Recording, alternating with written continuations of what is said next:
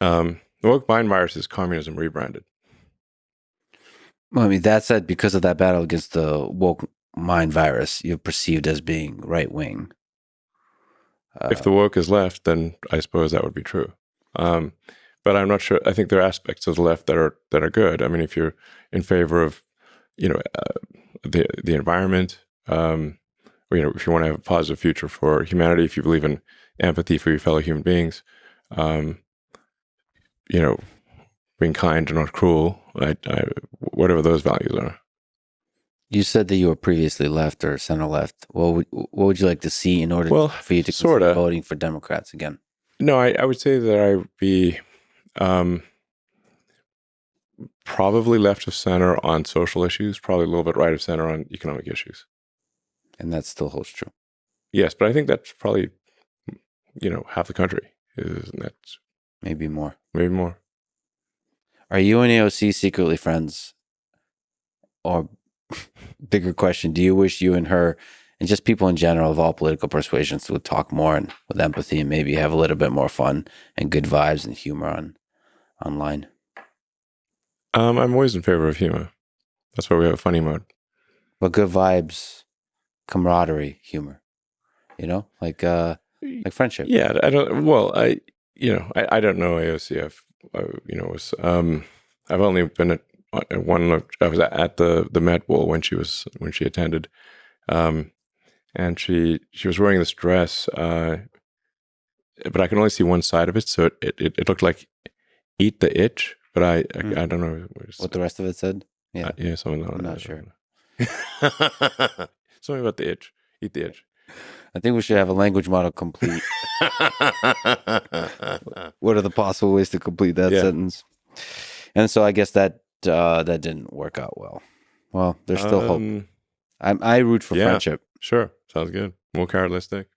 You're one of, if not the most famous, wealthy, and powerful people in the world. In your position, it's difficult to find people you can trust. Trust no one, not even yourself. Not trusting yourself. Okay, well, that's you're saying that jokingly. But is there some trust no one, not even no one?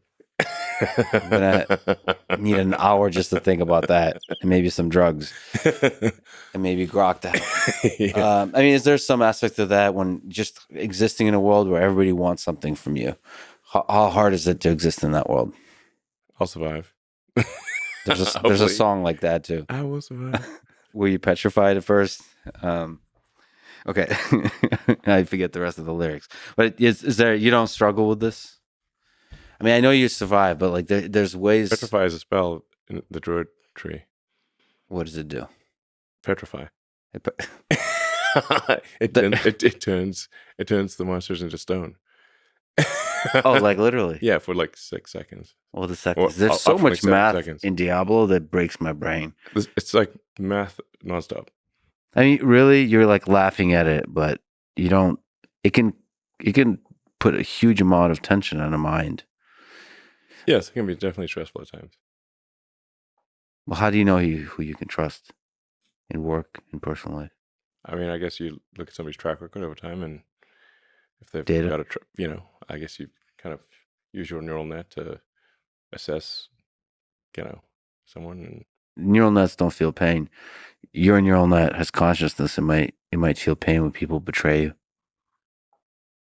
It can make you cynical. To be frank, I mean, I've almost never been betrayed. It's very, very rare. So, for what it's worth. I guess karma be good to people, and they'll be good to you. Yeah, karma is real. Are there people you trust? Let me edit that question. Are there people close to you that call you out on your bullshit? Well, the X platform is very helpful for that. If you're looking for critical feedback. Can it push you like into the extremes more? The extremes of thought make you cynical about human nature in general? I don't think I will be cynical. In fact, I think, my feeling is that one should be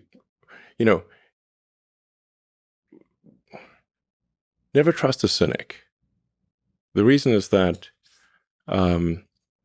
cynics excuse their own bad behavior by saying everyone does it.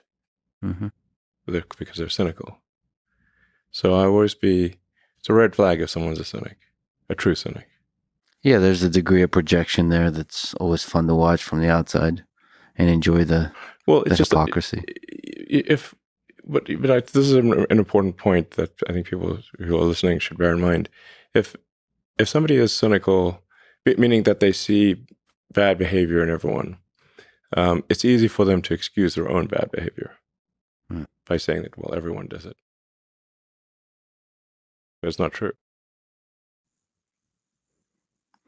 Most people are kind of medium good. I do wish the people on X would be better at seeing the good in other people's behavior.